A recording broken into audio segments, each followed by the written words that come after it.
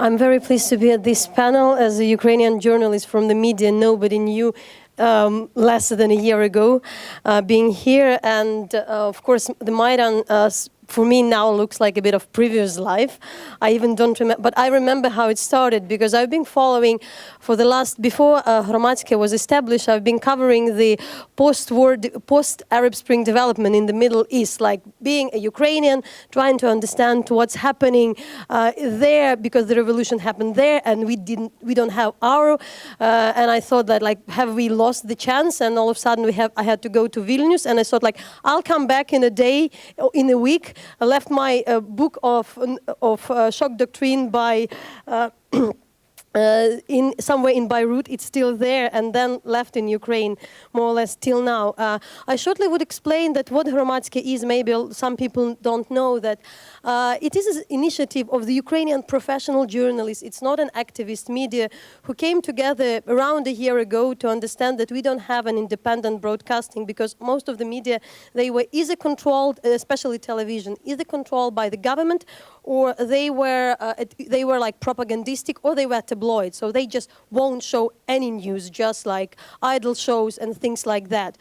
So we came there and been not yet really prepared to work, planned that we would broadcast 1 hour per week, you know, to make a good quality television broadcast.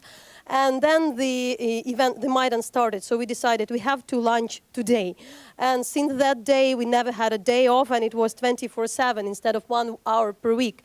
And of course, maybe some of you knew that, you know, we provided a huge, together with a lot of other journalists, of course, coverage of Maidan, being really live streaming from the street, using all the cheapest technologies, like all the social media, being online 24/7. And even on the second day, having the very large audience, which would be counted for 100,000 of people watching us, which brought a huge responsibility for us. And later on, we thought that, you know, everybody asked the foreign journalists coming, they asked, what will you do after the Maidan? And I always told, like, then everything will start, because then, you know, it would be very clear who is who. And we understood so far that still the biggest networks, biggest television stations, they are belonging to the oligarchs. You know, the opposition media, one belongs to the president, another is under the, you know, influence of the MPs from the Prime Minister party. So we still remain one of the few media which is mainly it is run by journalists. It is run by the board of the journalists. It's not owned by anybody, but by the we're getting most of the funding from the 70% of the funding by the donation of the private citizens, and also by the donors, mainly from the European Union. And then what happened with the Crimea? Shortly we understood there are two fronts, more or less. We were there to keep the government accountable, but then we had to go to Crimea, and I started to be reporting from there. And then the war in Donbas started, so we had like a third front to work. And so far we're still struggling, but I would like to tell a bit something positive. I found it still exciting being, you know, being very critical often to the Ukrainian media as well, with the reason, or like just being critical as a journalist are, telling that this Sunday I felt a bit of feeling of the Maidan still, because we had the election night, and now it's harder to get the politician in the studio, but we still get Vitaly Klitschko, who is the #1 in Poroshenko list and the Kiev mayor. And it was great that they are really reluctant sometimes to come to our studio because we would ask the critical questions, but we logged into Skype, and there were people like telling like really nasty things to him, and he not used to, maybe to some point is not anymore used to that, but still he had to answer. And then the #1 of the, not a #1, the founder of this self-reliance Samopomich party from Lviv, a mayor of Lviv, had to listen from the audience that, you know, we've seen you on the like local television all the time. How much have you paid them? So, you know, there is this wall between at least between some part of the politicians. And I should also tell that we're working with a very difficult situation when I would be very happy also to talk a lot about the job in Donbas, in Crimea, and about the criticism of both Ukrainian media and the Russian propaganda, so maybe that would come with the questions. But there are things, of course, to point out that, of course, the Russian propaganda is something which, this is environment we are working. It's not just, it has a direct impact to the citizens of Ukraine. When I came to Crimea for the first time, not the first time, but when in the end of February, early March, and the people who would tell something why they would, for instance, go to the referendum, they would rather tell that, oh, it's because in the European Union the unemployment is 50%. And the people are living, you know, they are poor, there are no jobs, and, you know, the people are rich in Russia. And when you really start to talk to the people about the details, you really understand that it's not an issue between, you know, West, East, you know, wherever you call it, but about the people who really misinformed, and they do their judgment on some really misinformation.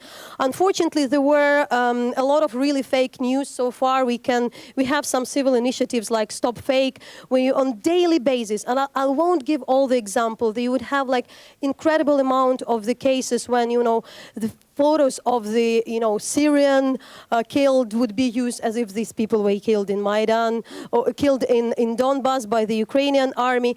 You would see the photos from Chechnya, from Grozny, as if these pictures are from Donbas. And for instance, you know, it takes time. I would never use the word brainwashed about the population, but I would tell it's very hard. I would talk to the people who are coming from Luhansk, and we would, you know, spend the night in a shelter, and I would talk to a lady who would tell, like, yeah, I've heard that, you know, 6-year-old boy came to Kiev from Luhansk, and because the guy was from Luhansk, he was stoned by the children in his yard. And, you know, I mean, it's hard to argue with that, but then if you really, really spend a lot of time with these people on the ground, they, you know, in the morning, they would really agree that, you know, they would believe you that it didn't happen. But that's what we say, but what is, I also believe that I would quote and would, of course, encourage everybody read to what my colleague Peter Pomerantsev from the UK is writing about the Russian propaganda, and I feel that it's a very interesting case, because what he would call, it's not really just a propaganda, but the information warfare, when the information is used to blackmail, to deceit, and for instance, you often have a hate speech. It's okay to have, I mean, hate speech, it's everywhere, but the point then, when my colleagues of Hromadske, together with the Russian colleagues from Dost, were interviewing these paratroopers who came from Russia and been caught in Ukraine, and you talk to them and said, like, so where did you get your news from Ukraine? Why you come here? And they would tell, like, we read about that in our local news. So we're talking about the regular troops, but a lot of volunteers who believe in this reality. So this hate speech that really leads to some critical, to some real, to real actions, that is very unfortunate. And I should really tell that it's also important that such networks as Russia Today have just, you know, it's not a secret that they, for next year, they increase their budget for additionally $402 million they would get. And you know, but it's not just Russia Today. I was flying here, and in New York Times you have the 4 pages of the advertisement. It was advertisement like how Russia is fighting Ebola, you know, but it was 4 beautiful like articles about, you know, like the efficiency of Russian state on that. I listened carefully to all the discussion, but which we would have here. But what I would tell, how I would define this conflict, I would definitely speak about the foreign invasion with probably the elements of civil conflict, which were really often orchestrated from the very beginning of the Maidan. I really hear this narrative in the Ukrainian media, which were really, I mean, state-owned or like government-controlled media, which would always have this narrative like, don't go to the streets because you would create the civil war. It was tried to, this narrative was to be built that, you know, but it was clear that the, you know, people won't die for Yanukovych, you know, because it didn't work out. And of course it didn't, but in the end, of course, where you have blood, you would have the civil conflict, and it's very, very pitiful. But what I also rather would explain that what I feel often it's signs of the revolution, because if you understand who are the people who are paying to the people, I mean, I won't say that all the people in Donbas were paid during the demonstration in Donbas in April and early March, but you understand that a lot of local elites from Yanukovych government were behind that, so they really struggling to be back. So I would rather use the term of counter-revolution. And when you really talk to the workers in Stahano, which is a city like this core city in like a rebel-held Luhansk Oblast, and you talk to the workers. I've been working there undercover, trying to talk to the people who are in the plants, and they won't tell like something against Maidan. They would rather be spin the message that, Maidan fails, you won't make it, it would be still more corruption. They won't like claim that Maidan is something against us. And unfortunately, I also say my always concern was for the government at that point that to the government in Kiev, that probably the worst would be is to negotiate with the old Party of Regions guys and pretend that this is reconciliation, rather than to talk to the people who were abused by the previous government and find the other common ground on the base of Maidan.